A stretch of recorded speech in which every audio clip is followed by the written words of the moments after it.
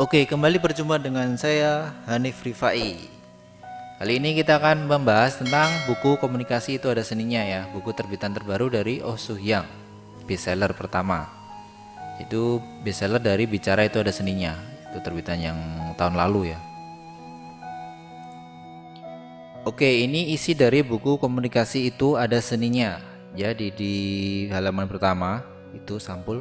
Oke, kita lanjut ke sebelum bab 1 ya, itu ada kepada para pembaca. Jadi dia ada tulisan yang ditunjukkan kepada para pembaca dengan judulnya Tak Perlu Bertengkar, Kita Bisa Mengatasi Semuanya Dengan Berbicara Sambil Tersenyum. Banyak yang ingin saya katakan, tapi saya tidak tahu bagaimana cara menyampaikannya. Saya kerap kali tidak mampu berbicara karena takut orang lain tidak senang. Saya tidak bisa mengungkapkan apa yang saya inginkan dengan baik. Ada banyak orang yang khawatir dengan apa yang hendak mereka katakan. Ini dikarenakan ucapan atau perkataan memiliki pengaruh yang sangat besar, baik dalam bisnis maupun kehidupan sehari-hari. Kalimat yang sama bisa disampaikan secara berbeda, tergantung pada situasi dan suasana hati. Kita bisa tiba-tiba marah karena celetukan seseorang, dan terkadang kata-kata yang kita lontarkan secara tidak sengaja dapat melukai orang lain, banyak ataupun sedikit. Bayangkan, ketika Anda melihat harapan orang lain terhadap kita, bisakah Anda mengatakan tidak di depannya? Bagaimana jika ini terjadi dalam hubungan hierarkis?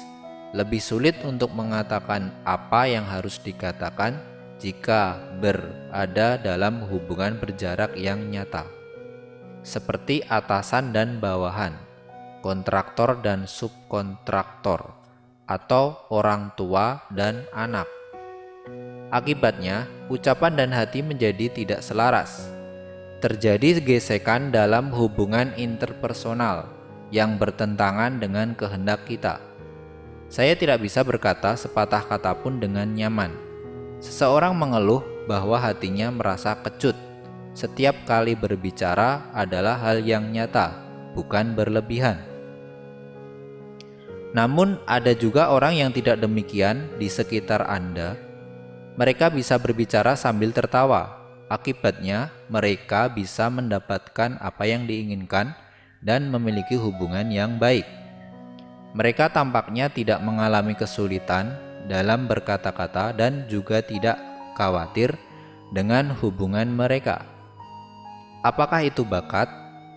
Apakah semua orang yang ekstrovert seperti ini? Saya penasaran dengan rahasia apa yang mereka miliki. Saya mengajar lebih dari 200 kali dalam setahun, berurusan dengan para wirausahawan, memberikan pelatihan psikologi, dan hadir dalam acara siaran radio atau televisi.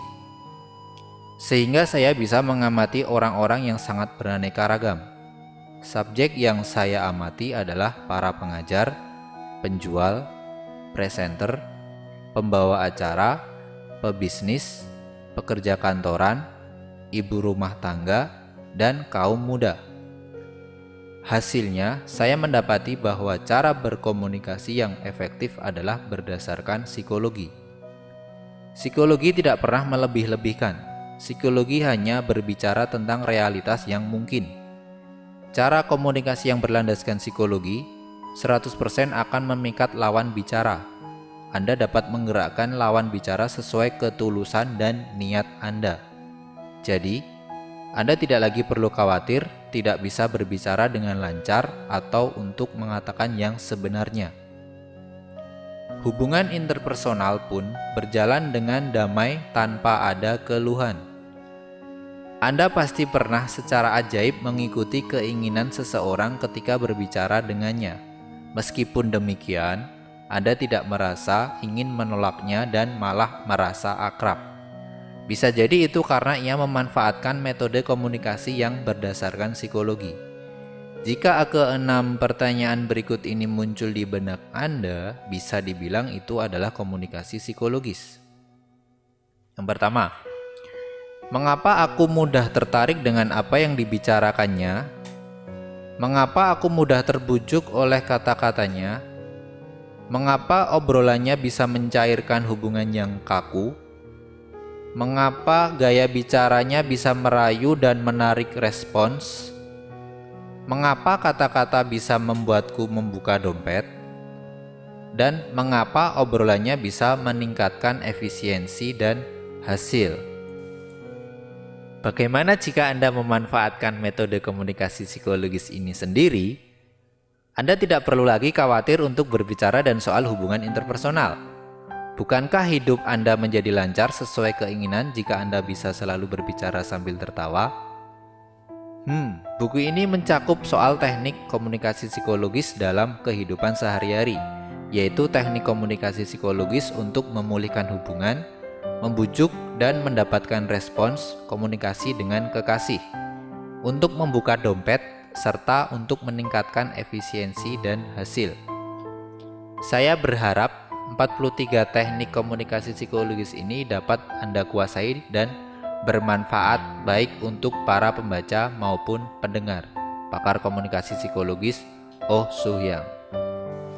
Sampai di sini dulu untuk pembahasan pertama ya, mukadimah dari buku Komunikasi Itu Ada Seninya dari Oh Soo-hyang. Tetap semangat, jaga kesehatan dan bye-bye.